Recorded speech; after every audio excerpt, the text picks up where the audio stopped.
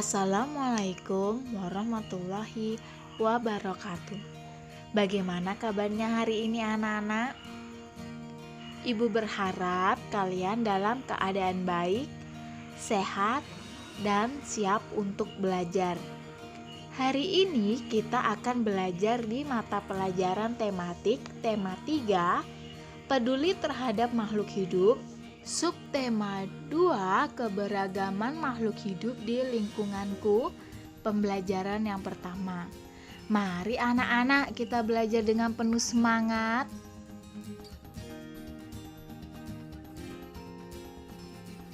Selain tumbuhan, hewan juga merupakan sumber daya alam yang perlu terus dijaga keseimbangan dan kelestariannya.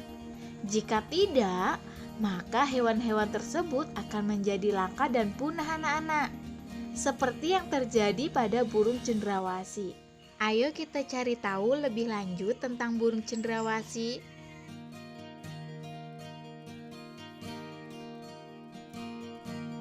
Ayo kita amati gambar berikut ini. Nah, ini adalah gambar cendrawasih ya anak-anak. Burung cendrawasih adalah burung khas dari Papua. Burung cendrawasih disebut juga sebagai burung surga. Burung yang menjadi maskot Papua ini memiliki warna bulu yang indah. Bahkan, kabarnya karena keindahannya itu juga burung ini jarang turun ke tanah anak-anak. Lebih sering terbang dan hinggap di pohon. Warna burung cendrawasih yang mencolok biasanya merupakan kombinasi beberapa warna seperti warna hitam, coklat, oranye, kuning, putih, biru, merah, hijau, dan ungu. Burung ini semakin molek dengan keberadaan bulu memanjang dan unik yang tumbuh di paruhnya, sayapnya, atau kepalanya. Warna yang bermacam-macam menjadi salah satu penanda untuk mengelompokkan jenis mereka. Habitat aslinya di hutan-hutan yang lebat, yang umumnya terletak di daerah dataran rendah dan hanya dapat ditemukan di Indonesia bagian timur. Burung cendrawasih matikawat adalah jenis yang menjadi identitas Provinsi Papua. Masyarakat di Papua sering menggunakan burung cendrawasih sebagai pelengkap atau hiasan dalam pakaian adat mereka. Keberadaan burung cendrawasih kian lama kian terancam nih anak-anak. Perburuan dan penangkapan liar serta kerusakan habitat menjadi beberapa penyebab utamanya. Burung cendrawasih juga diperdagangkan nih, digunakan sebagai penghias topi wanita di Eropa. Tapi kini burung cantik ini menjadi jenis satwa yang dilindungi.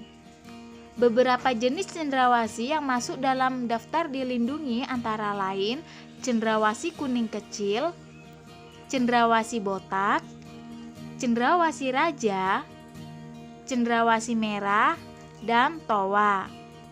Demikian tadi informasi mengenai burung cendrawasih. Diambil dari sumber Indonesia Travel dengan pengubahan. Selain cendrawasih, masih banyak hewan lain yang harus kita lindungi ya. Di sekitarmu tentunya banyak hewan yang menarik perhatianmu.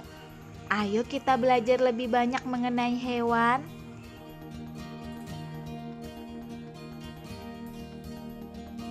Apakah di lingkunganmu terdapat kupu-kupu? Bacalah teks berikut untuk menambah pengetahuanmu tentang kupu-kupu. Di sini ada bacaan tentang kupu-kupu. Mari kita baca bersama-sama anak-anak. Kupu-kupu termasuk dalam kelompok serangga. Kupu-kupu juga biasanya memiliki warna yang indah cemerlang. Kupu-kupu tidak berbahaya bagi manusia. Daur hidup kupu-kupu bermula dari telur yang meletak di daun, kemudian matang dan menetas setelah 5 hari dengan 10 hari dan menjadi larva atau ulat ya anak-anak. Setelah 2 minggu, larva atau ulat membentuk kepompong yang bergantung di ranting atau daun selama 2 sampai dengan 3 minggu. Setelah beberapa waktu, kupu-kupu dewasa keluar dari kepompong. Kupu-kupu dikenal sebagai serangga penyerbuk tanaman yang membantu bunga-bunga berkembang menjadi buah. Bagi petani dan orang pada umumnya, kupu-kupu ini sangat bermanfaat untuk membantu penyerbukan tanaman. Ini tadi informasi mengenai kupu-kupu. Kupu-kupu itu berasal dari telur. Lalu telur menjadi larva, yaitu ulat. Setelah menjadi ulat, membentuk kepompong. Setelah kepompong ini bergantung di ranting atau di daun selama kurang lebih 3 minggu, ya anak-anak, kepompong ini akan sedikit demi sedikit mengeluarkan wujud, yaitu kupu-kupunya anak-anak. Nah, di sini kupu-kupu ini sangat bermanfaat untuk tumbuhan sebagai pembantu penyerbukan tanaman. Namun saat menjadi ulat ini adalah bagian yang sangat merugikan ya anak-anak, karena dia memakan daun di sekitarnya anak-anak.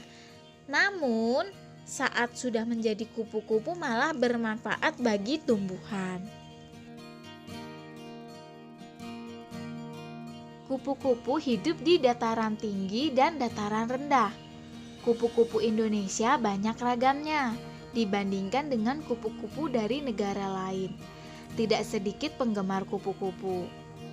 Warnanya yang indah sangat menarik perhatian banyak orang.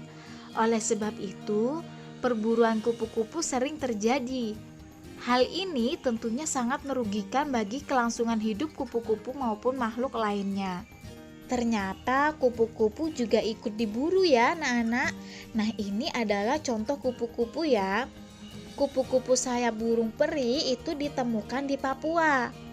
Kupu-kupu raja ditemukan di Jawa dan Sumatera. Kupu-kupu trogan ditemukan di Kalimantan. Ini adalah kupu-kupu khas dari Indonesia. Tapi sayang anak-anak, banyak orang yang ingin mengoleksi kupu-kupu dengan cara diawetkan. Mereka memburu kupu-kupu anak-anak dan membunuhnya, lalu diawetkan. Nah, ini jangan ditiru ya anak-anak, karena ini bisa merusak lingkungan, merugikan kelangsungan hidup lingkungan kita, karena kupu-kupu ini sangat bermanfaat.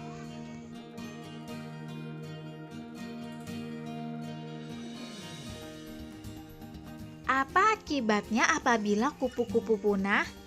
Tentunya jika kupu-kupu punah, maka kelestarian tanaman juga terganggu karena berkurangnya hewan yang membantu penyerbukan tanaman.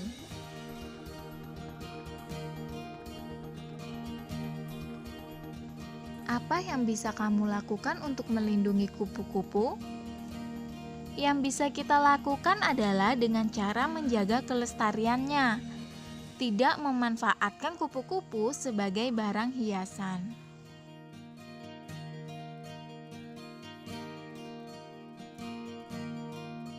Di mana kupu-kupu hidup? Kupu-kupu hidup di dataran tinggi dan dataran rendah, atau di daerah yang terdapat tanaman bunga.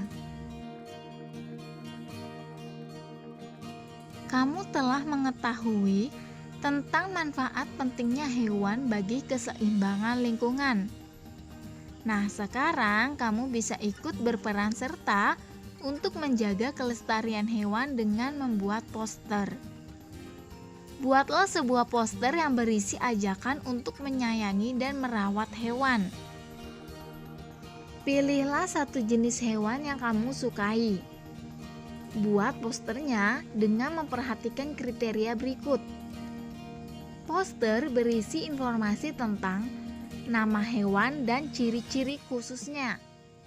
Kemudian habitat hewan atau tempat tinggalnya ya, seperti di pantai, dataran rendah, dan dataran tinggi. Lalu, manfaat hewan tersebut bagi masyarakat di sekitarnya. Demikian tadi ya anak-anak pembahasan kita di mata pelajaran tematik tema 3, peduli terhadap makhluk hidup, subtema 2, pembelajaran yang ke-1. Terima kasih telah menyaksikan video pembelajaran dari Ibu dan sampai jumpa lagi di video pembelajaran selanjutnya. Wassalamualaikum warahmatullahi wabarakatuh.